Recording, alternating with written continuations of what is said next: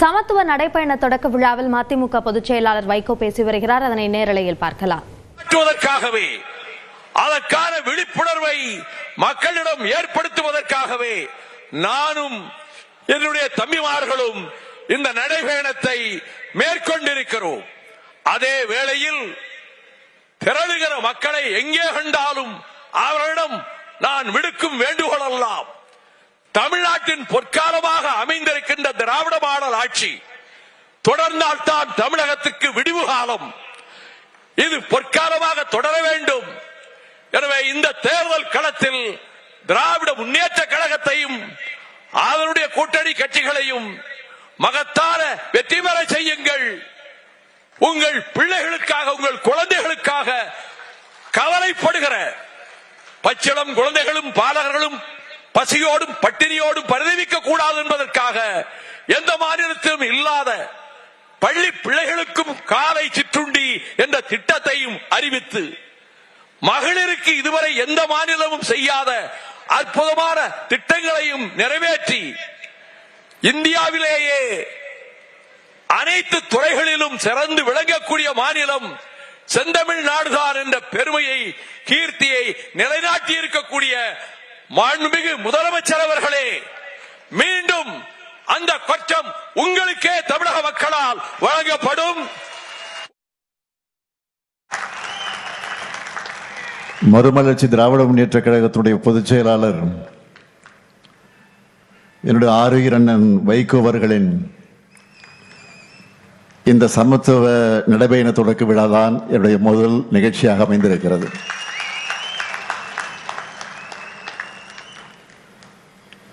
இந்த நிகழ்ச்சியில பங்கேற்று சிறப்பித்திருக்கக்கூடிய மாண்புமிகு அமைச்சர் பெருமக்கள், நேரு அவர்களை, ரகுபதி அவர்களை, தம்பி அன்பில் மகேஷ் பொய்யாமொழி அவர்களை, மெய்யநாதன் அவர்களை, வாழ்த்துறை வழங்கி அமர்ந்துள்ள தகைசால் தமிழர் இந்திய யூனியன் முஸ்லீம் லீக்கினுடைய அகில இந்திய தலைவர் பேராசிரியர் ஐயா காதர் மகிதீன் அவர்களை, விடுதலை சிறுத்தை கட்சியினுடைய தலைவர் எழுச்சி தமிழர் என்னுடைய இனிய சகோதரர் தொல் திருமாவர்களை, வரவேற்புரை ஆற்றியிருக்கக்கூடிய மறுமலர்ச்சி திராவிட முன்னேற்ற கழகத்தினுடைய முதன்மை செயலாளர் என்னுடைய அன்பு தம்பி நாடாளுமன்ற உறுப்பினர் துரை வைகோ அவர்களை,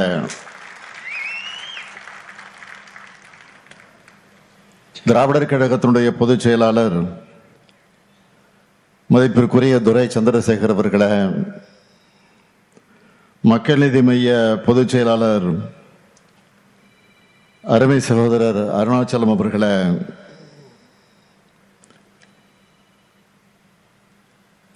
நடைபயணத்தை என்ன காரணத்திற்காக நடத்துகிறோம் என்பதை உங்களிடத்தில் விளக்கி உணர்ச்சியோடு உரையாற்றி அமர்ந்துள்ள மறுமலர்ச்சி திராவிட முன்னேற்ற கழகத்தினுடைய பொதுச் செயலாளர் என்னுடைய ஆருயிர் அண்ணன் வைகோ அவர்களை,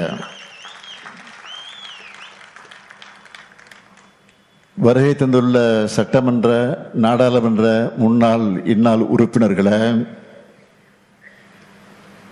முன்னிலை ஏற்றுள்ள அவைத்தலைவர் அர்ஜுன் ராஜ் உள்ளிட்ட மதிமுக நிர்வாகிகளை,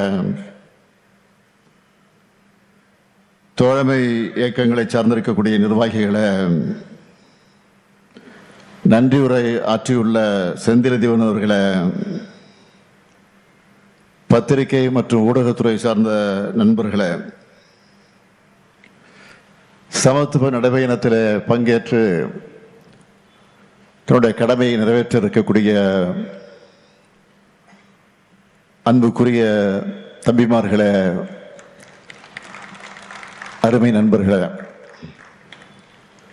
உங்கள் அனைவருக்கும் என்னுடைய அன்பான வணக்கம். தன்னுடைய பொது வாழ்க்கையில் தமிழ்நாட்டோட குறுக்கும் நெடுக்குமாக தன்னுடைய காலடி படாத இடமே இல்லை என்று சொல்லுகிற அளவுக்கு மக்கள் பிரச்சனைகளுக்காக நடைபயணம் செஞ்சவர் நம்முடைய அருமை அண்ணன் வைகோ அவர்கள். அவருடைய நெஞ்சுரத்தையும் ஸ்டாமினாவையும் பார்க்கும்போது அவருக்கு 82 வயசா அல்லது 28 வயசா என்று நமக்கெல்லாம் ஆச்சரியப்பட தோணுது. ஒரு இளைஞருக்குரிய வேகத்தையும் ஊக்கத்தையும் உத்வேகத்தையும் இன்னைக்கு அவர்கிட்ட நாமெல்லாம் பார்க்கிறோம். இளைஞர்களுக்கு நல்வழி காட்டிட, அதுவும் இளைஞர்களோட ஒன்று சேர்ந்து இந்த சமத்துவ நடைபயணத்தை தொடங்குகிற அண்ணன் வைகோ அவர்களுக்கு என்னுடைய வாழ்த்துக்கள், பாராட்டுக்கள். திராவிட இயக்கத்தை பொறுத்த வரைக்கும் காலந்தோறும் இளைய தலைமுறையோட நலனுக்காகவும் எதிர்காலத்தினுடைய நன்மைக்காகவும்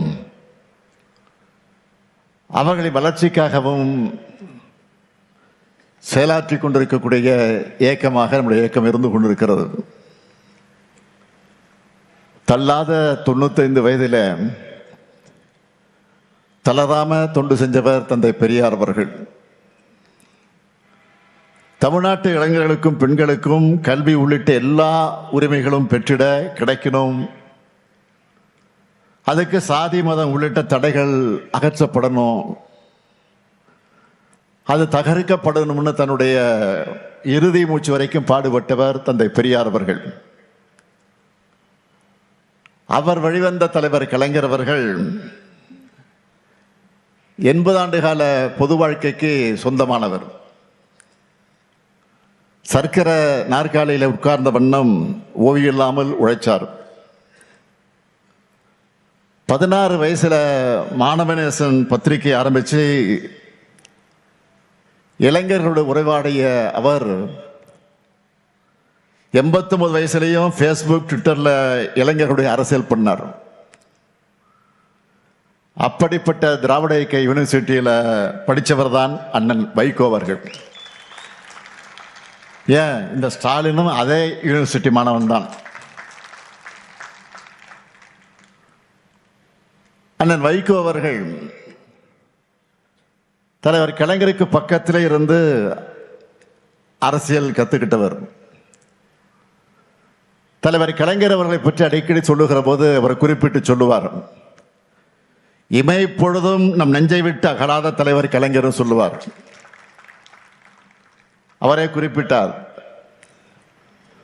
அப்படிப்பட்ட தலைவர் கலைஞர் அவர்கள்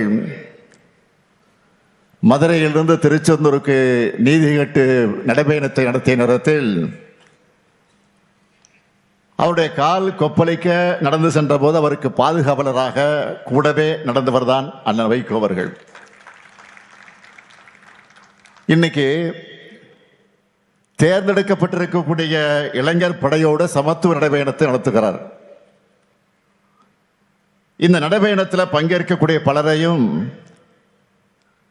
நேர்ல அவரே தேர்வு செஞ்சிருக்கிறார். அது எப்படி தெரியுமா? இந்த இளைஞர்கள் எல்லாம் பெற்றோருடைய சம்மதத்தை பெற்றிருக்கிறார்களா?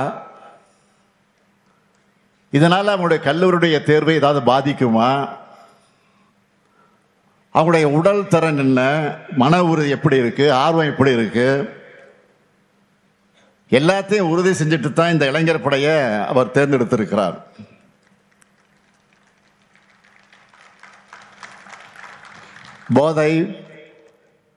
போதைப் பொருள், அந்த போதைப் பொருளின் ஒழிப்பு,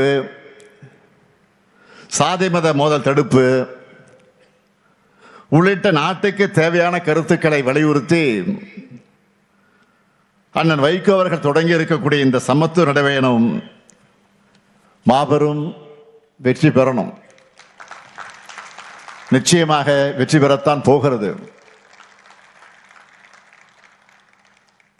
இது மாதிரியான பயணங்களில் என்ன பயன் என்று சிலர் கேட்கலாம். காந்தியின் நடைபயணமும் மாவோவின் நடைபயணமும் வரலாற்றில் புரட்சி ஏற்படுத்தியிருப்பது போல அந்த தாக்கத்தை அவங்க உணரணும். இப்படியான நடைபயணங்கள் தான்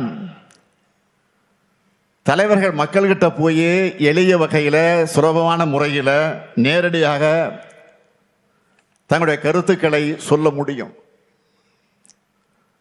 அந்த நடைபயணத்தோட தேவை குறித்தும் அதில் உள்ள நியாயங்கள் குறித்து மக்கள் பேச தொடங்குவாங்க. மக்கள் பேச பேசத்தான் அந்த பிரச்சனைக்கு தீர்வு காண முடியும். திராவிட இயக்க மேடைகள்லையும் நாடாளுமன்றத்திலையும் தமிழ்நாட்டோட தமிழர்களுக்காக அவருடைய உரிமைகளுக்காக கர்ஜித்தண்ணன் வைகோ அவர்கள் முதுமையை முற்றிலுமாக தூக்கி எறிந்துட்டு இந்த நடைபயணத்தை தொடங்கி இருக்கிறார். இளைஞர்களுடைய எதிர்காலத்தை சீரழிக்கக்கூடிய போதைப் பொருட்களை நாம நிச்சயமாக ஒழிக்கணும். அதுல எந்த கருத்து மாறுபாடும் வேறுபாடும் கிடையாது. போதையின் பாதையிலிருந்து இளைஞர்களை காக்கணும். அதற்காக அரசு பல்வேறு நடவடிக்கைகளை எடுத்துக்கிட்டு இருக்கு. அது மூலமா ஓரளவுக்கு, முழுமையாக இல்லை, ஓரளவுக்கு பலனும் கிடைச்சிக்கிட்டு இருக்கு. ஆனா ரொம்ப முக்கியமானது, அந்த பழக்கத்திற்கு அடிமையானவங்க அதோட பாதிப்புகளை உணர்ந்து அந்த பழக்கத்தை கைவிடணும். அவங்க கூட இருக்கிறவங்க அவங்கள திருத்தணும். போதைப் பொருட்களுடைய பழக்கம் என்பது மிகப்பெரிய நெட்வொர்க். அந்த நெட்வொர்க்கை அழிக்க மாநில அரசுகளும் ஒன்றிய அரசும் இணைஞ்சு செயல்படணும். ஏராளமான போதை வஸ்துகள் நாட்டுக்குள்ள வருது. அதிகப்படியான போதைப் பொருட்கள் எந்தெந்த துறைமுகங்கள் வழியா நாட்டுக்குள்ள நுழையுதுன்னு நம்ம செய்திகள்ல பார்க்கிறோம், படிக்கிறோம். இந்த நுழைவு வாய்களை நாம அடைச்சாகணும். நாட்டோட எல்லைக்குள்ள போதைப் பொருட்கள் வர்றதையும் மாநிலம் விட்டு மாநிலம் கட்டுப்படுத்த, மாநிலம் விட்டு மாநிலங்கள் கடத்தப்படுவதையும் ஒன்றிய அரசின் முகமைகள் தீவிரமாக கண்காட்சியை தடுக்கணும். அதுக்கு எல்லா மாநில அரசுகளும் தேவையான எல்லா ஒத்துழைப்பையும் கொடுக்கணும். எடுத்துக்காட்டுக்காக நான் சொல்றேன், கடந்த சில மாதங்கள்ல திருவள்ளூர், வேலூர், ராணிப்பேட்டை போன்ற மாவட்டங்கள்ல இருந்து 1,00,000க்கு அதிகமான போதை மாத்திரைகளை பிடிச்சிருக்கிறோம். இந்த கடத்தல்ல சம்பந்தப்பட்டவங்க மகாராஷ்டிரா, ஆந்திரா, தெலுங்கானா, ஹரியானா போன்ற மாநிலங்களை சார்ந்தவர்களாக இருக்காங்க. அதே போல இன்னும் சில வழக்குகள்ல குற்றவாளிகள் நைஜீரியா, செனகல் போன்ற நாடுகளை சார்ந்தவர்களாக இருக்காங்க. இப்படிப்பட்ட நெட்வொர்க்கை ஒழிக்க எல்லாரும் கைகோக்கணும். நம்மை பொறுத்த வரைக்கும் போதைப் பொருள் பழக்கத்தை முற்றிலுமாக ஒழிக்கணும்னு தமிழ்நாடு அரசோட துறைகள், ஒன்றிய அரசின் துறைகளோட அண்டை மாநில காவல்துறையினரோடு முழு ஒத்துழைப்பையும் கொடுத்து செயல்பட்டு வருகிறது என்பதை நான் தெரிவிக்க கடமைப்பட்டிருக்கிறேன். போதை ஒழிப்புங்கிறது சமூகத்தோட கூட்டு பொறுப்பா இருக்கணும். முக்கியமா கலைத்துறை சார்ந்தவங்க பொறுப்புணர்ச்சியோடு தங்களுடைய படைப்புகளை உருவாக்கணும். போதையின் தீமைகளை சொல்றது தப்பில்லை. அதை குளோரிஃபை பண்றது ஒரு தலைமுறையே சீரழிச்சிடும். அதே போல பெற்றோர்கள் தங்கள் குழந்தைகள் பாசத்தை காமிக்கணும் தான், அதை மறுக்க முடியாது. அதுக்காக அவன் பாதை மாறி போகும்போது வேடிக்கை பார்த்து கொண்டு இருக்கக்கூடாது. யூடியூப், இன்ஸ்டா ரீல்ஸ் மூலமா வரக்கூடிய ஈஸி மணி பசங்களை தவறான பாதையில கொண்டு போறதுக்கான சான்ஸ் தான் அதிகம். எனவே குழந்தைகளை பொறுப்போடு வளர்க்கணும் பெற்றோர்களை நான் கேட்டுக்கொள்கிறேன். முக்கியமா அம்மா, அப்பா, அக்கா, தங்கச்சின்னு வீட்டில் இருக்கக்கூடிய சொந்தங்கள் நம்ம வீட்டு பசங்க வழி தவறி போகாம இருக்கிறத கண்காணிக்கணும். ஒருத்தருக்கு ஒருத்தர் மனசு விட்டு பேசணும். மனம் விட்டு பேசினாலே பாதி பாரம் குறைஞ்சிரும். தவறான பாதைக்கு போகக்கூடிய தேவை நிச்சயமாக இருக்காது. அதேபோல் ஆசிரியர்கள், சமூக வலைதள பிரபலங்கள்னு எல்லாருமே போதைப் பொருளுக்கு எதிரான விழிப்புணர்வை தொடர்ந்து பரப்பணும்னு நான் கேட்டுக்கிறேன். அடுத்து, இன்னைக்கு நாட்டில் நிலவக்கூடிய முக்கியமான பிரச்சனை என்றால் அது சாதி மத மோதல்கள் தான். ஒன்றிய அமைச்சர் உள்ளிட்ட பொறுப்பில் இருக்கக்கூடிய பதவிகள் இருக்கக்கூடியவங்களை இப்ப வெறுப்பு பேச்சுக்களை பேசியும் இரு பிரிவினருக்கிடையே மோதலை தூண்டுகிற விதமாக செயல்படுவதை பார்க்கிறோம். தனிப்பட்ட முறையிலான அவங்களுடைய கொள்கைகளுக்கு நம்ம இந்திய நாட்டை ஒருமைப்பாட்டை அமைதியை சீர்குலைக்கக்கூடிய ஆசாகார வேலையை அவங்க ஈடுபட்டு இருக்காங்க. நாட்டில் இஸ்லாமியர்கள், கிறிஸ்துவர்கள், ஆதிதிராவிடர்கள், பிற்படுத்தப்பட்ட மக்கள்னு எல்லாரும் அச்சத்தில் வாழக்கூடிய ஒரு நிலைமை இன்றைக்கு ஏற்பட்டிருக்கு.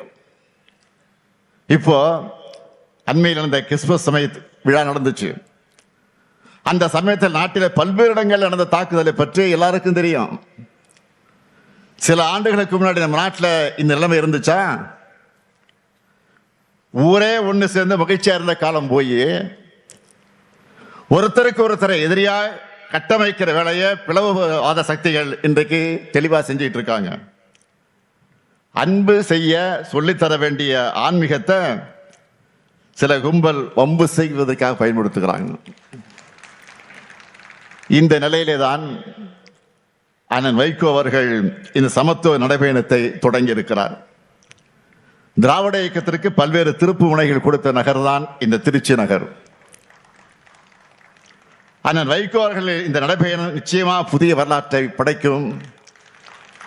இந்த நடைபயணத்தோட தாக்கத்தை சமூக வலைத்தளங்கள் கொண்டு சேர்ந்து இளைஞர்களை பேசும் பொருளாக ஆக்க வேண்டியது ஊடகங்கள் மற்ற எல்லோருடைய கடமை. மது போதையும் அதைவிட ஆபத்தான மதவாத அரசியல் போதையும் தமிழ்நாட்டுக்குள் நுழையவிடாமல் தடுத்திட நாமெல்லாம் ஒன்று சேர வேண்டும். அண்ணன் வைகோருடைய நடைபயணம் நிச்சயமாக புதிய எழுச்சியை உருவாக்க இருக்கிறது. அண்ணன் வைகோ அவர்கள் இந்த சமத்துவ நடைபயணம் வெற்றி பெற வேண்டும் என்று நான் வாழ்த்துகிறேன். அதே நேரத்தில் உரிமையோடு அவரிடத்தில் நான் கோரிக்கை வைக்க விரும்புகிறேன். உங்கள் அனைவரின் சார்பில் உங்களுடைய நோக்கம் பெரிதென்றாலும் உங்களுடைய உடல்நலம் எங்களுக்கு பெரிது. எனவே இந்த பயணத்தை நீங்கள் கவனமாக மேற்கொள்ள வேண்டும். அது மட்டுமல்ல, இது மாதிரியான கடுமையான நடைபயணங்களை நீங்கள் இனி மேற்கொள்ளக்கூடாது என்ற என்னுடைய அன்பான வேண்டுகோளை நீங்கள் கட்டளையிட்டால் அதை செய்வதற்கு மறுமலர்ச்சி திராவிட முன்னேற்ற தொண்டர்கள் தயாராக இருக்கிறாங்க. அதனால தான் அந்த உரிமையோடு கேட்கிறேன். நீங்கள் உங்கள் உடல்நலை பாதுகாக்கணும் என்று அன்பான வேண்டுகோள் இந்த நேரத்தில் உரிமையோடு கேட்டுக்கொண்டு உங்கள் பயணம் வெற்றி பெற வாழ்க வாழ்க வாழ்க என்று வாழ்த்தி விடைபெறுகிறேன். நன்றி, வணக்கம்.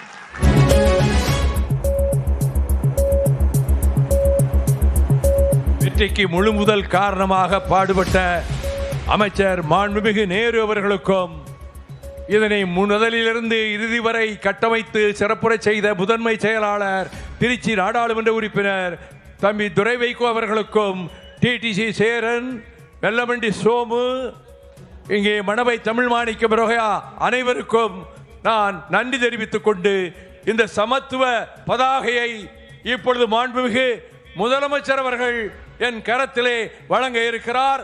இதனையே இலச்சனையாக கொண்டு நாம் இந்த கொள்கையை நெஞ்சிலேந்தி புறப்படுவோம். வணக்கம்.